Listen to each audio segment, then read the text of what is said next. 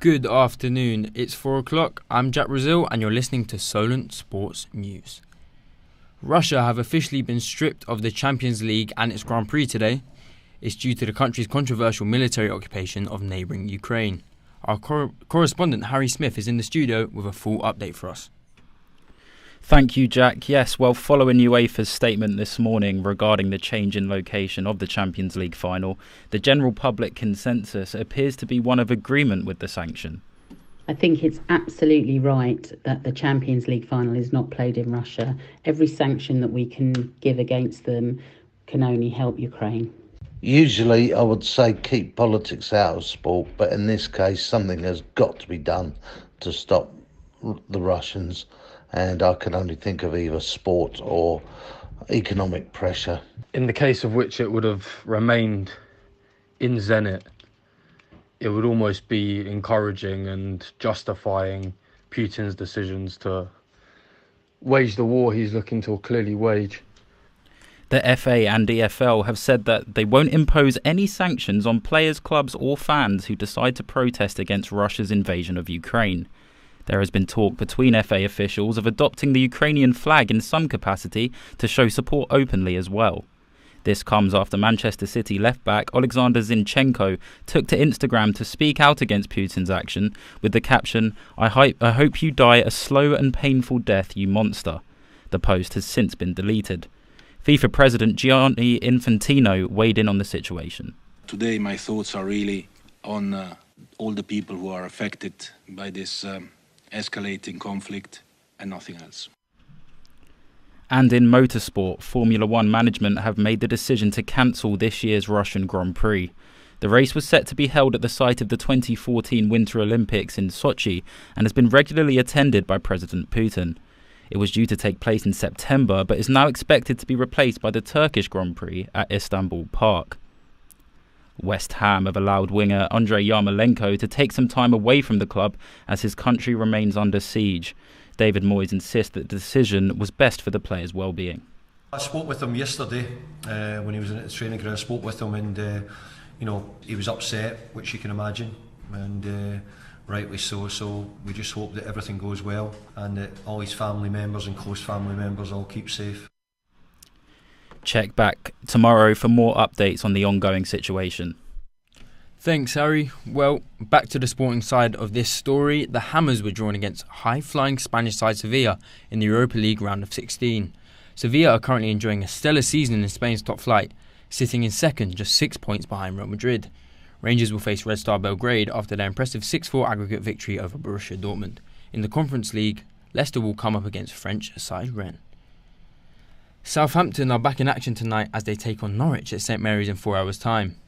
Saints have been in great form recently and back in the top half of the table. Bryce Densham is live at St Mary's for us now. Bryce, what's the atmosphere like at the moment, or is it a little bit too early? Yeah, it's quite quiet here at St Mary's at the moment, with a lot of the club staff prepping the sea of red and white shirts to go through the turnstiles and today's kickoff. As for the form of the both clubs, this is a very winnable game for the Saints, who come into the game in fine form. One loss in their last 11 games has seen Ralph Hasenhüttl's side climb into the top half of the table for the first time this season. As for Norwich, on the other hand, they still sit rooted at the bottom of the Premier League, failing to keep up with the resurgent teams around them. Onto team news, Saints will be without Roman Perud-Lyanko and Nathan Teller, as well as Alex McCarthy tonight, whilst Norwich will only be missing Adam Ida and Andrew Omobeli-Deli. Norwich will be looking to do the double over the Saints tonight, but will need to be they will only be the second team to come to St Mary's and win on the South Coast this season. Back to the studio. Thank you very much, Bryce. Now it's Inclusivity Week here at Solent, and inclusivity is important in football, with people from BAME backgrounds needing additional support to get certain roles. While there is lots of diversity amongst players, there are very few BAME managers at the elite level of the sport. Our reporter Liam Davis has been investigating the issue. Houghton is well forward, it's Chris Houghton, it's there! It tries the shot, oh what a goal from Cornets! What a shot! Vieira! recent managerial appointments of Patrick Vieira and Paul Ince at English clubs somewhat goes against the norm seen in English football. The past 30 years have seen just 10 black managers given the opportunity to manage a team in the Premier League, which poses the question, do BAME football coaches get enough opportunities within the sport? Jean-Pierre Alexander, a black non-league footballer from London, gave us his thoughts on the issue.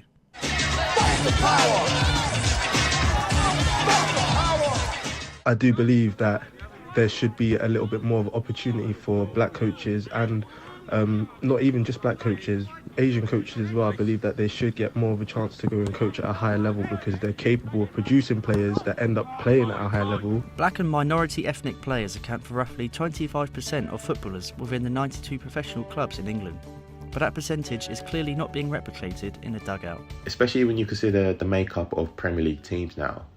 More and more it is so multicultural. That's the voice of Luke Augustus, a senior online sports reporter for Mail Online Sport.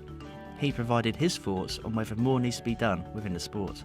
But yet, you look into the dugouts, and as well you can take this higher, look into positions of power at the boardroom level, and it's not reciprocated. So why is that? There needs to be more that is done. 2019 saw the Rooney Rule be introduced by the EFL. The rule states that clubs must interview at least one BAME candidate when searching for a new first-team manager. But the Premier League is yet to follow suit with this policy. However, Augustus does believe this would be a step in the right direction should the top flight follow the lower leagues. I think that could be done because then it at least gives BME candidates more experience just at that level. So then if they do get a job further down the line, yes, they may not be qualified now, but at least they get the opportunities to be in the interview process and know what to expect. So it's clear to see then there is a long way to go for BAME managers to get equal opportunities within football. There's certainly options available for the FA to implement to provide better opportunities, but from what we've seen so far, not enough is being done. Liam Davies for Solent Sports News. Thank you, Liam. Sport can be used as a tool to promote inclusivity in sport. Here at Solent University, we've taken a look at how two sports in particular have overseen the growth of diversity. Here's Jack Bishop with more. The winner is diversity!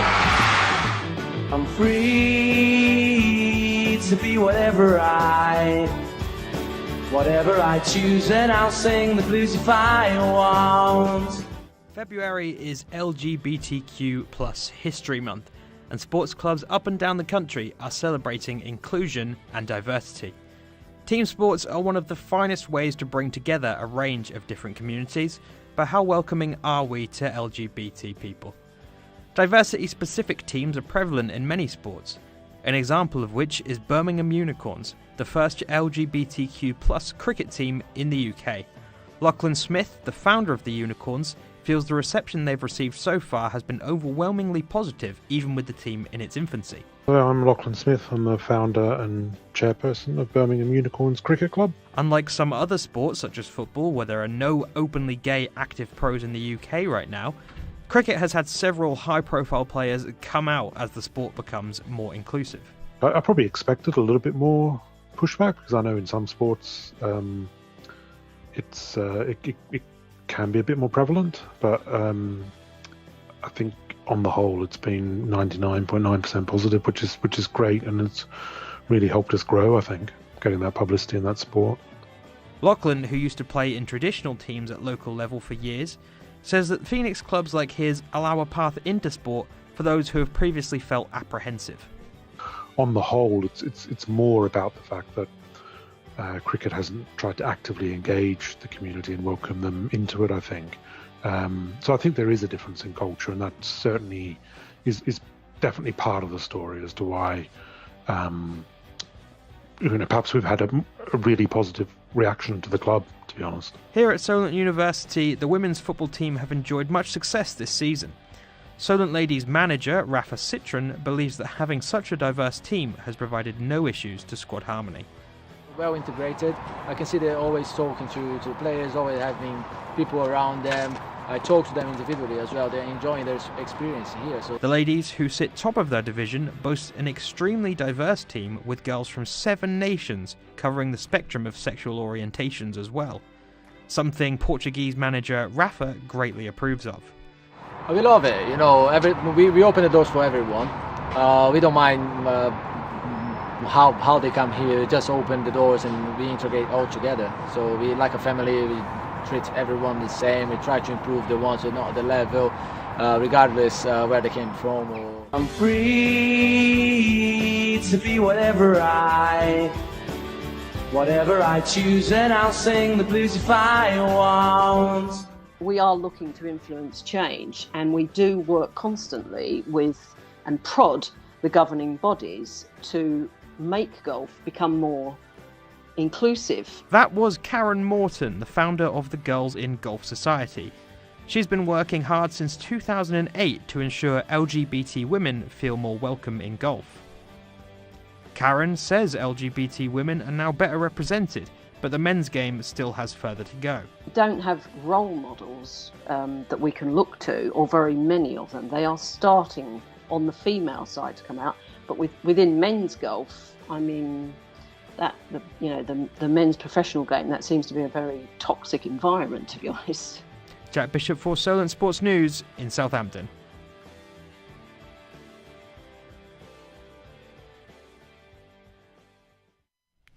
Thank you, Jack. Inequality in football has long been a big issue and one that has needed sorting.